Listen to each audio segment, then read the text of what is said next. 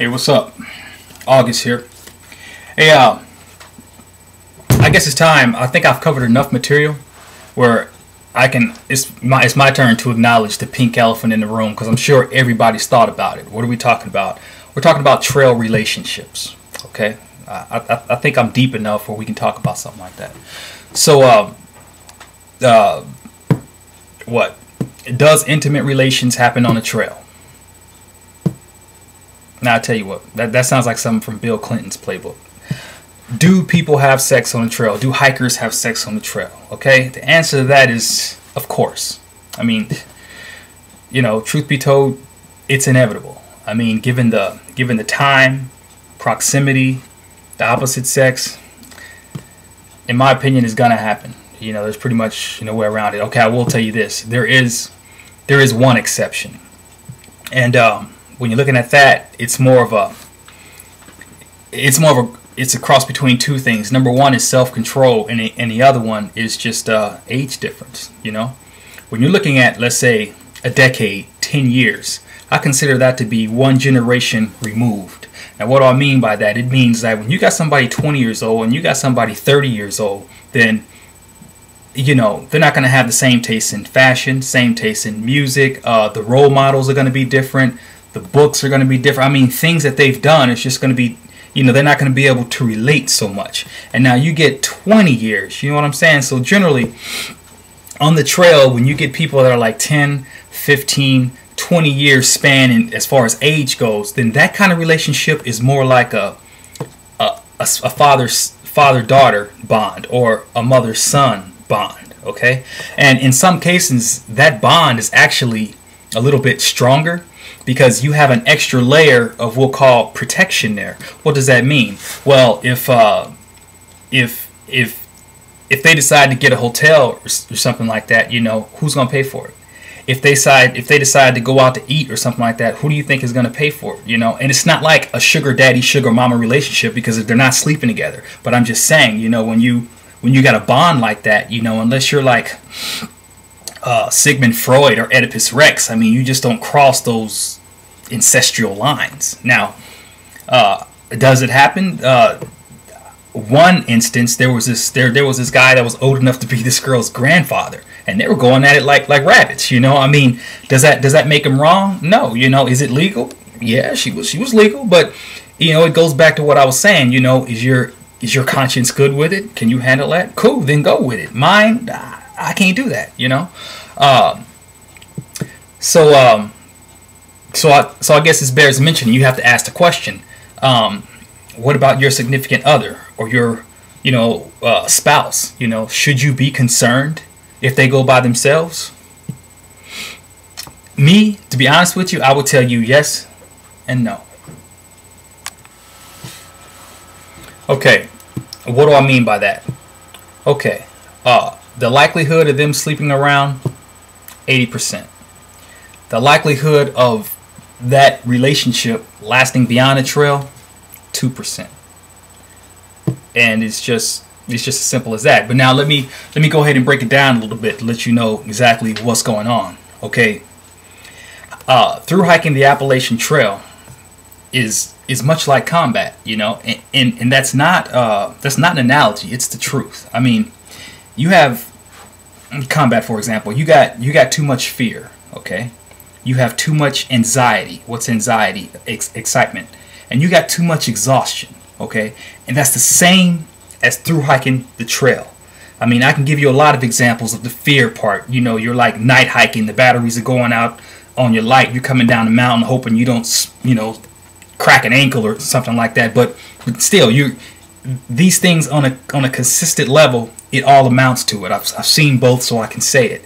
On the trail, it's too much fear, it's too much anxiety, and it's too much exhaustion. And what this equates to is too much adrenaline. All right, because too much fear is too much adrenaline.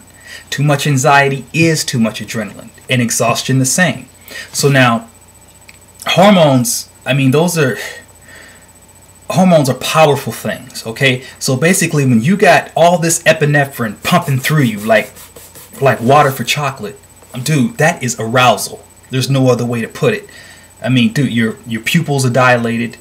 your heart rate is up, your skin temperature rises, and it's like your sensitivity is so heightened. I mean, you just can't believe it. It's like you took a shot of steroids, 2 Viagra, and 5 ecstasy pills, you know? And there's a clarity with that, you know? It's not like drugs or acid. You're pumped, you're excited, and there was a clarity there. You know, you're like half animal. Okay, now you got this, the opposite sex. You got this woman right here to you, the proximity part, and it's more than just the adrenaline, because now you got pheromones in the air, and basically when you pumped up like that, you can smell everything. There's no hair shampoo, there's no deodorant, there's nothing masking the scent of a woman. Okay, and what's ever happening to you is happening to them. Okay, so you got all this stuff pumping through you, and then you're in the tent, you know, you got the proximity. I'm sorry, man. I mean, it's there's just a lot going on. Okay, how do I explain that? I'll put it to you like this. Picture yourself at a big gas station. Okay, now picture every single pump occupied with a car with the gas nozzle in the car open all the way up, and you go out in the center of the gas station and you take a match and you strike it on the ground, and you just hold it like this. Okay, that's what's up. That's what I'm talking about. That's just... Now, unless you got that degree of self-control, because it's not self-control by itself. Can they get over it? I don't know. But self-control by itself is not going to be enough, because you got to understand, the other person that's laying next to you, the opposite sex, I mean, they're ready. They're hot. They're like, dude, whatever. I mean, they won't deny you. So you got the self-control part, yeah, but then what else? You need something else to anchor you down. So you got the self-control, you got the generation gap, you got that father-daughter thing going on. I mean, for me, that's always been enough.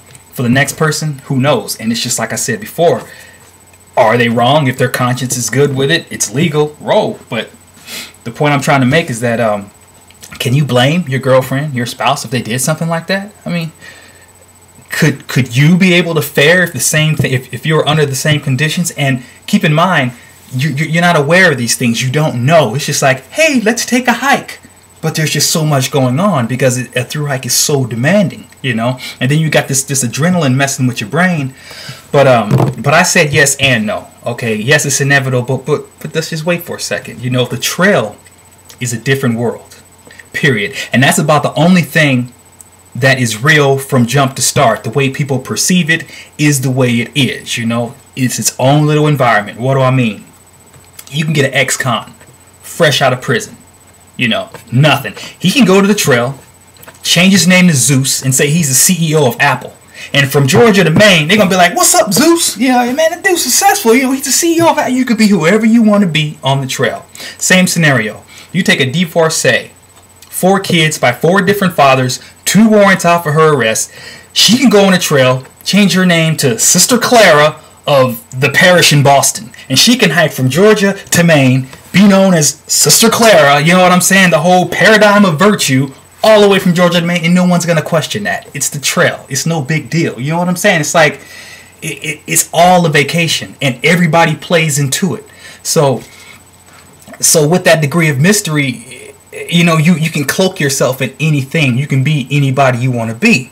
Okay, but there's a catch to that, because sometimes your real life is going to bleed through. What does that mean? We're all in a hiker group, you know, and it's like, hey, man, you know, I'm going to go in a hotel and I'll get the room, and then I'll call you guys, you know, and I'll let you know what room I'm in. And they're like, okay, so what's your cell phone number? And, you know, everybody's writing numbers down. Or you could be like, I got some information I want to give you. You know, when you get down to New York, you know, this person, this place. I'm like, hey, man, here's my email address. Give me that. Okay. Now think about this. It's genuine. Okay. The spirit is genuine. The flow of information is genuine. So it's real. You're giving real digits. You're giving real stuff out. So it's not like you're at a nightclub, you know, and somebody's trying to hook up with you and be like, yeah, here's my number. You know, you write them anything you want. It's different on the trail, right? So you've already exchanged this information, and it's real, and it comes in handy. You know, you actually use it. So fast forward. You get off the trail, all right? You get a call out the blue. You know what I'm saying? It's like, let's say a guy's like, hey, Sister Claire, what's up? You know, and just when you mention her trail name, she already knows what's up. You know, she's in Walmart, 2 kids on her arm pushing the cart, and her pimp's in the corner, and she's like, how you doing? I mean, the tension is palpable. It's like, awkward, like that girl on Big Brother.